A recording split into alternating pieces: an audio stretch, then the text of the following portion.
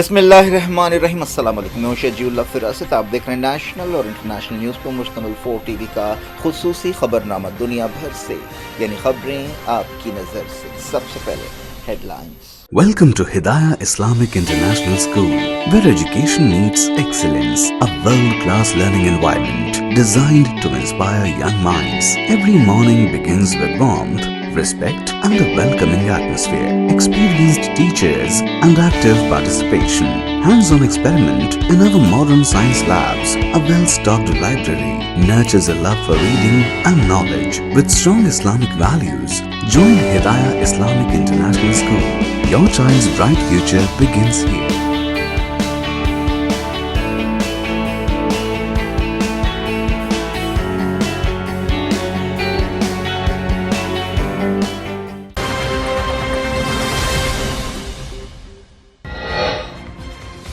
ایران کے جواب پر ٹرمپ نے کیا غصے کا اظہار، ناقابل قبول قرار دیا نتن یاہو کے ساتھ بات چیت۔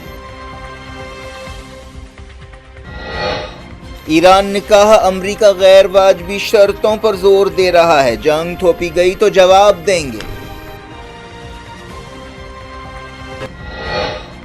تیل کی قیمتوں میں 3% اضافہ، شیئر مارکیٹس میں گراوٹ، سینسیکس 1300 پوائنٹس لڑکا۔ مودی کی بچت اپیل کے بعد وزارتی گروپس کی میٹنگ، حکومت نے کہا وسائل کو بچانا چاہیے، پیٹرول، ڈیزل اور گیس کا مناسب سٹاک ہے۔ مودی ملک کو چلانے کے قابل نہیں، حکومت ہر بار جواب دہی سے بچتی ہے، عوام پر ذمہ داری تھوپتی ہے، راہل گاندھی کا طنز۔ مڈل ایسٹ تناؤ کے بیچ ڈونلڈ ٹرمپ چہارشنبے سے چائنا کا دورہ کریں گے، زی سے نیوکلیئر مسئلے، تجارت اور اے آئی پر بات چیت کریں گے۔ امریکہ اور فرانس کے 2 شہری ہنٹا وائرس کے لیے پازیٹو، WHO نے کہا بڑے پیمانے پر وبا پھیلنے کا امکان نہیں۔ نتیجے کا فرق SIR میں کاٹے گئے ووٹر سے کم ہے تو TMC پیٹیشنز داخل کر سکتی ہے، سپریم کورٹ نے دیا اشارہ۔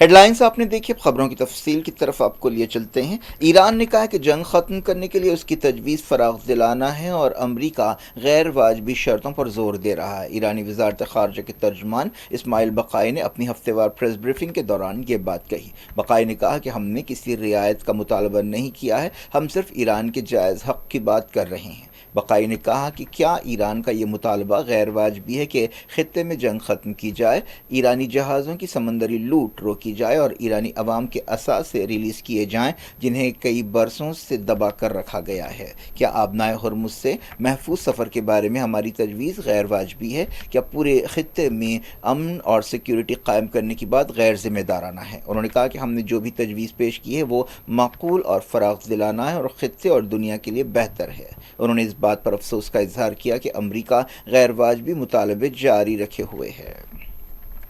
امریکی صدر ڈونلڈ ٹرمپ نے اس سے پہلے ایران کے جواب پر غصے کا اظہار کیا اور اسے بالکل ناقابل قبول قرار دیا۔ ٹرمپ نے امریکی میڈیا سے کہا کہ انہوں نے اسرائیلی وزیر اعظم بنجامن نتن یاہو کے ساتھ ایران کے جواب کے بارے میں بات چیت کی ہے۔ اسلامی جمہوریہ نے اتوار کی صبح امریکی تجویز پر اپنا جواب پاکستان کے ذریعے بھیجا۔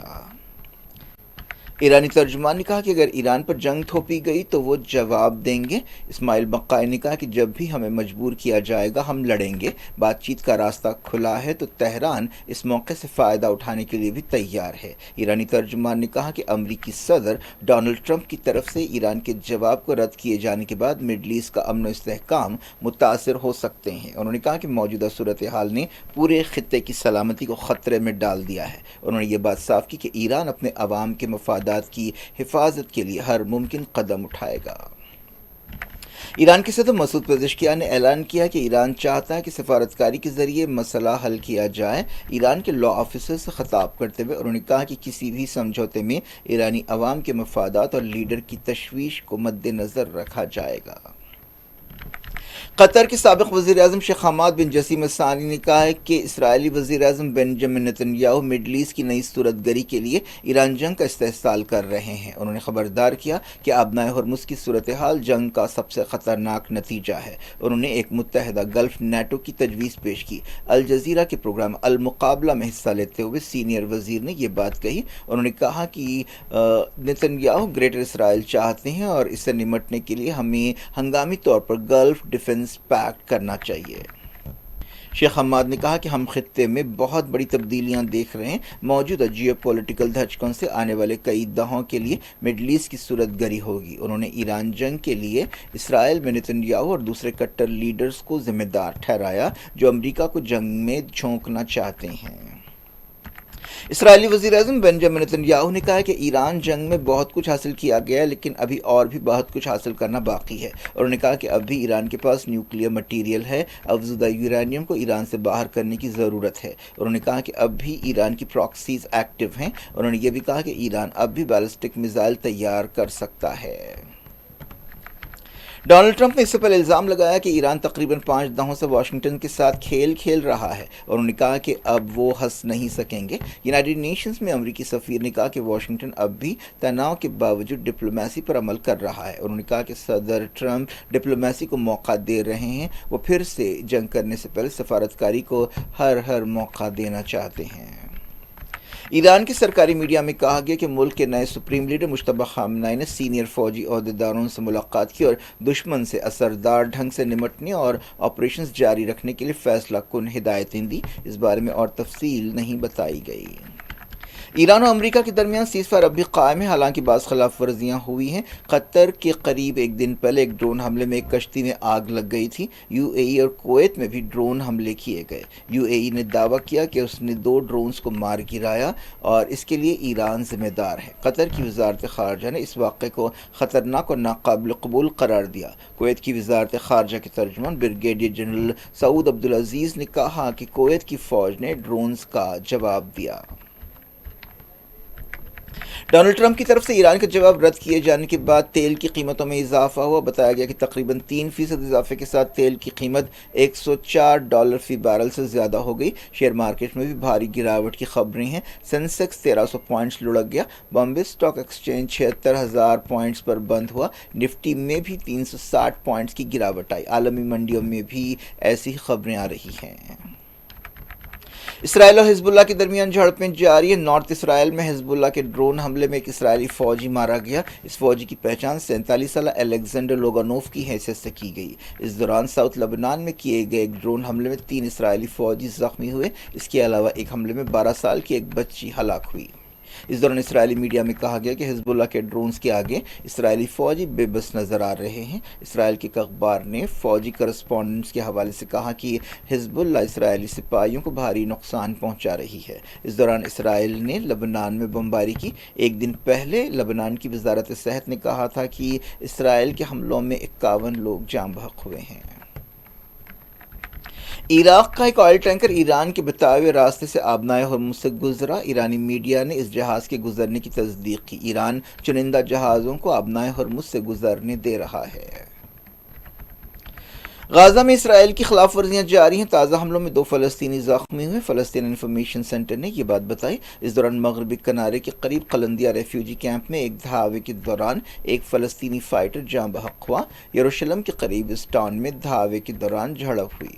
اس دوران اسرائیلی فوج نے مغربی کنارے میں کئی جگہ دھاوے کیے۔ یہودی آباد کاروں نے بھی فلسطینیوں پر حملے کیے۔ امریکہ کے صدر ڈونلڈ ٹرمپ 13 سے 15 مئی تک چائنا میں سرکاری دورہ کریں گے۔ یہ دورہ ایک ایسے وقت ہو رہا ہے جب مڈل ایسٹ میں تناؤ پایا جاتا ہے، جس کی وجہ سے انرجی کرائسس پیدا ہوا ہے۔ چائنیز وزارت خارجہ نے تصدیق کی کہ ٹرمپ صدر شی جن پنگ کی دعوت پر 13 سے 15 مئی تک چائنا کا سرکاری دورہ کریں گے۔ یہ تقریباً 9 سال میں امریکی صدر کا چائنا میں پہلا دورہ ہوگا۔ امریکہ کی ڈپٹی پریس سیکرٹری اینا کیلی نے بھی کہا کہ ٹرمپ 4 شنبے کو بیجنگ پہنچیں گے۔ انہوں نے کہا کہ یہ دورہ انتہائی اہم ہے۔ اینا کیلی نے کہا کہ امریکی لیڈر کا صدر زی جن پنگ جمعرات کو استقبال کریں گے، جس کے بعد آپسی ملاقات ہوگی۔ ٹرمپ کے لیے ایک بینکوٹ کا بھی اہتمام کیا جائے گا۔ دونوں لیڈر جمعے کو بھی چائے اور لنچ پر ملاقات کریں گے۔ اس سال زی جن پنگ امریکہ کا جوابی دورہ بھی کریں گے۔ دونوں ملکوں کے عہدیداروں نے یہ اعلان کیا۔ ٹرمپ کا چائنا دورہ لمبے عرصے سے پینڈنگ تھا۔ زی جن پنگ اور ڈونلڈ ٹرمپ ایران جنگ، ایران کے نیوکلیئر پروگرام، تجارت اور اے آئی کے بارے میں بات چیت کریں گے۔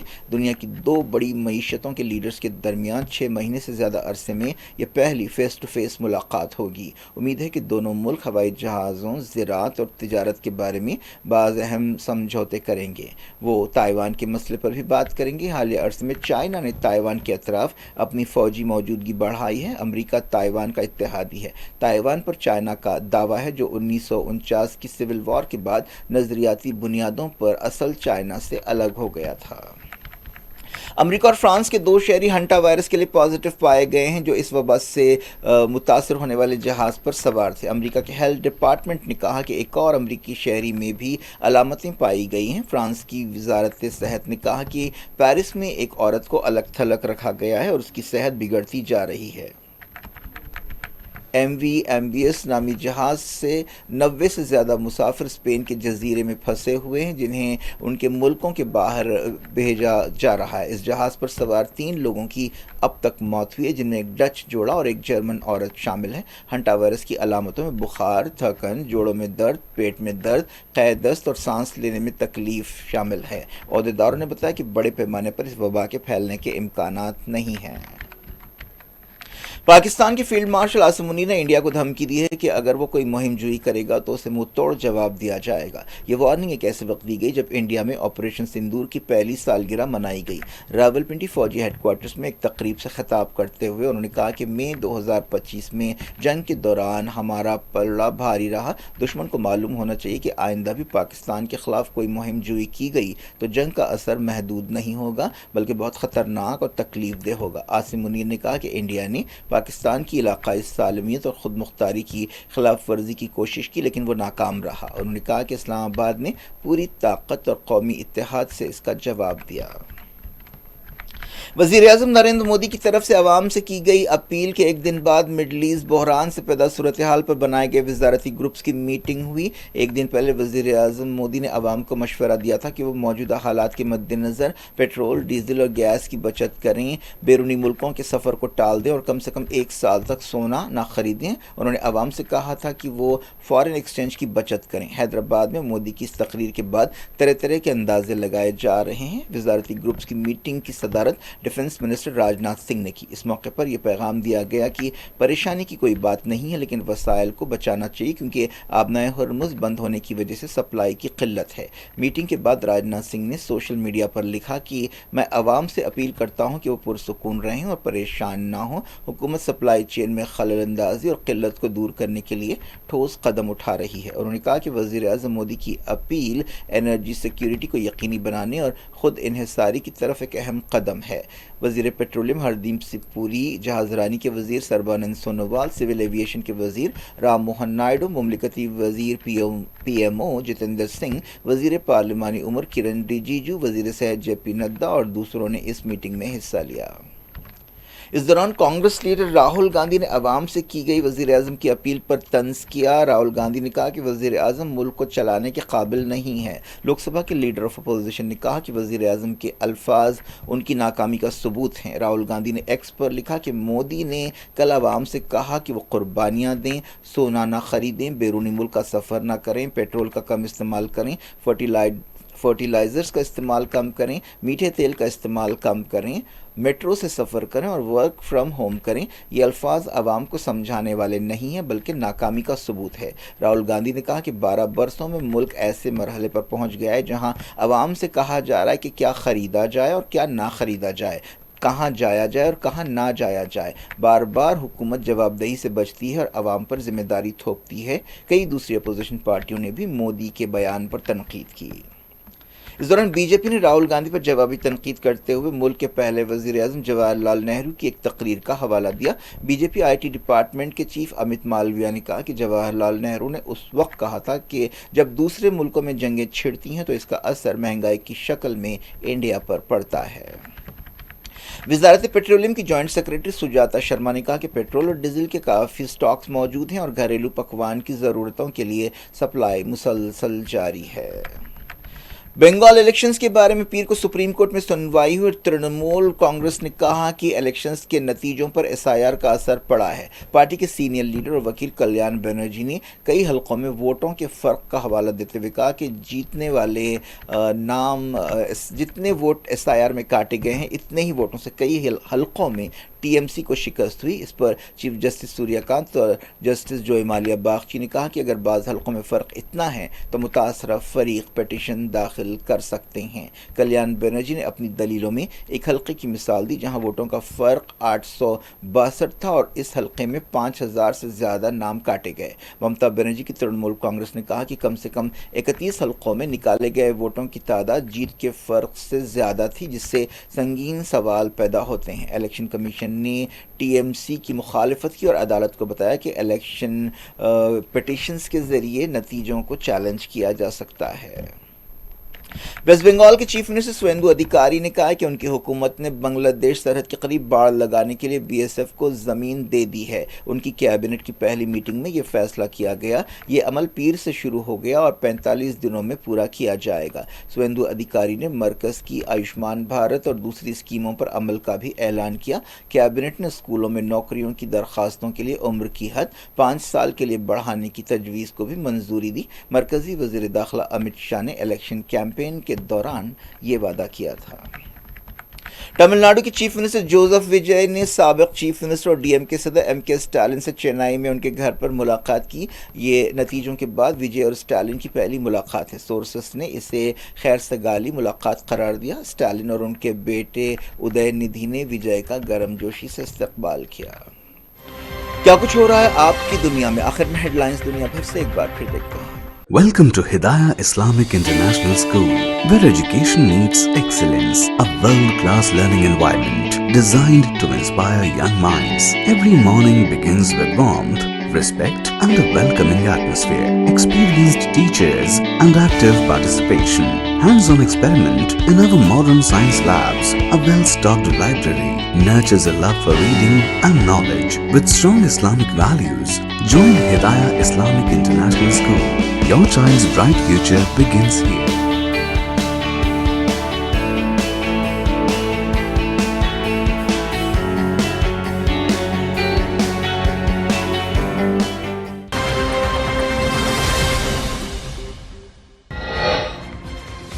ईरान के जवाब पर ट्रंप ने किया गुस्से का इजहार, नाकाबिल कबूल करार दिया। नेतन्याहू के साथ बातचीत।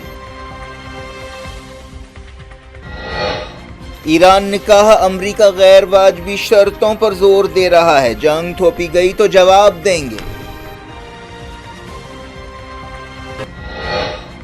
तेल की कीमतों में 3% इजाफा, शेयर मार्केट्स में गिरावट, सेंसेक्स 1300 पॉइंट्स लुढ़का।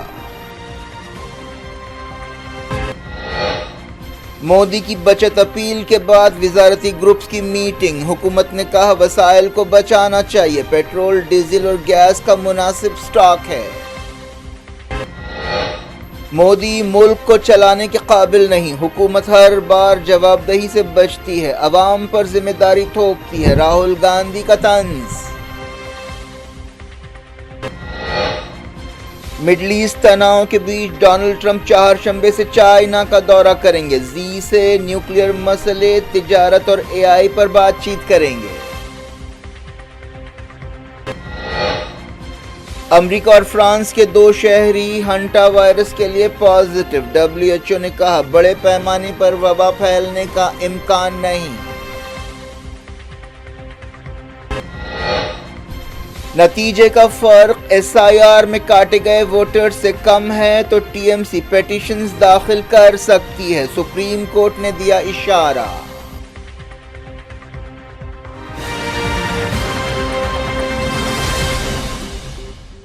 ये थी आज की खबरें। शजीउल अफरासत को दें इजाजत और अपना बेहद ख्याल रखें।